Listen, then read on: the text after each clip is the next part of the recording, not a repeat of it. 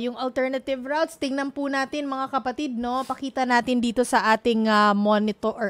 Okay. Ayan. O, isama natin sa Diyos usapin ko. si kapitbahay. Oo, para ma-explain kasi lituhan portion ito. Oo. Hello, Oo. Gerard. Hi, GDP.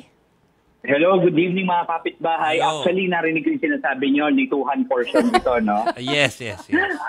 Kahit ako right now, hindi ko na alam ko din nasa screen nyo right now, pero dito sa, titignan ko ngayon itong mga graphics na prepare ng MMDA. There are 7 northbound and 15 na southbound alternate routes. At kahit ako medyo ako nalilito, like itong isa, itong sa first of the 22 rerouting schemes na northbound. Yes. Sabi dito, kung galing ka ng Macapagal, actually it took time bago ko na-figure out. From Macapagal, at ikaw ay pupunta sa dyan sa atin, sa Mission Boulevard, ano? Akyat ka ng Naiya X, and then yun, dire-diretso na yun, pero kailangan bumaba ka doon sa may Terminal 3 exit. And then, punta ka doon sa, ito pinifigure out ko itong mag-isa ko ngayon na.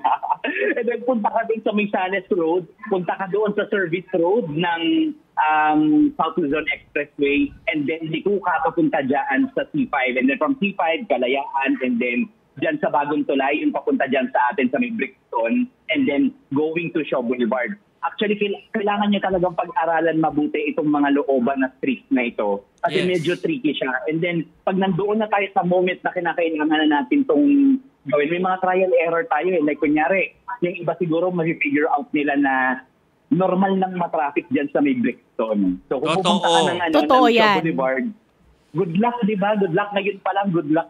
So, correct. Mga kapatid, let's pray. Correct.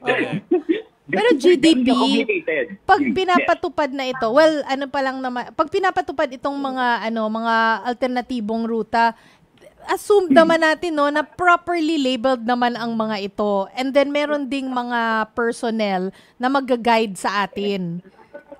Kasi nakakalito eh. Tama, Chiki. Oo, tama, Chiki. Yun yung pinangako ng MMDA na magde-deploy sila ng mga traffic enforcers diyan sa mga designated routes na yan. And of course, magkakaroon ng mga signages.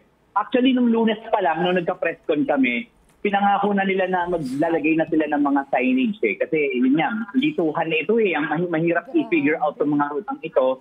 So, dapat by now may mga nakalagay ng signages. Or siguro, tomorrow, meron na dapat. Oo, nakakalito talaga yan. Lalo na kung hindi mo naman normal na ruta yan, hindi regular route. Tapos kailangan mong pumunta dun. Kunwari, nandito ka lang lagi sa Mandaluyong. Pupunta ka ng US Embassy. Hindi mo naman masyadong alam yung ruta dun. Hindi ka masyadong familiar. Nalilito ka talaga. So, Chiki, figure out ko na sa utak ko yung ruta. Kung kunyari, galing kang TV5 at pupunta ka sa US Embassy, ang daan mo dyan ay dyan sa may City Hall. Tapos, City Hall na Mandaluyong. And then, punta ka sa may bandang Santa Ana. Santa Ana. And then, from Santa Ana, tutumbukin mo dapat yung Taft Avenue. And then, from Taft Avenue, bandang UN Avenue, dulo na nun ang US Embassy. Tama. So, kailangan aralin itong mabuti. Kailangan aralin talaga. Diyos ko. So, itong mga,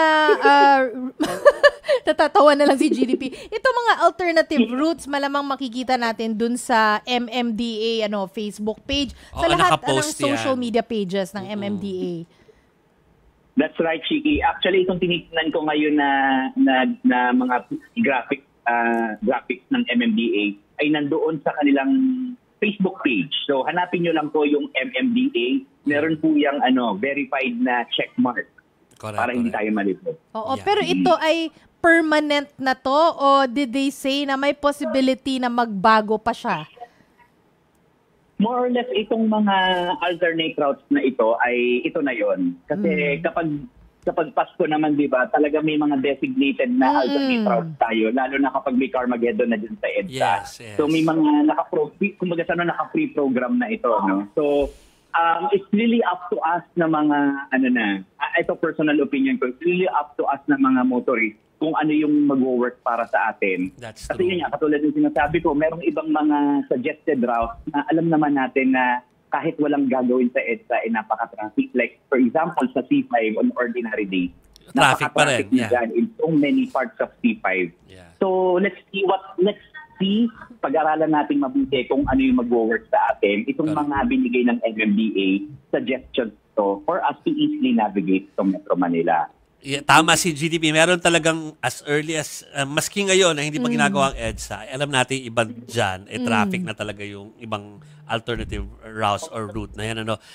Ang fear ko, yung aking secret long cut na Secret ay ba? baka ngayon ay puno na yun everyday. Ano.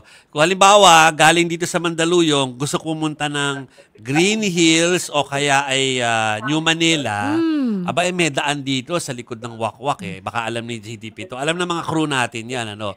Hindi yan napupuno. Oh, yes. Hindi yan napupuno na ang labas mo that's na is pa Wilson o kaya ay pa End Domingo, no. Oo. Pero Pero lumalabas ngayon yan sa Waze. feeling ko doon nga yung binibila natin ng malaking siopaw at saka saka yung mami, 'di ba? Sa may Mandaluyong. So, isipin mo ngayon, mapupuno na yon. Kasi syempre, iiwasan na ng tao yung EDSA, no? But, yeah, that's it. Tanggapin na natin. At pa, Joby, Oh. Joby, Chick, maidagdag ko lang, since nandito sa mga alternate routes ng MMDA, ang NAIAX, and itong portion ng Skyway Stage 3, I'm guessing ito na yung mga parts na magiging libre.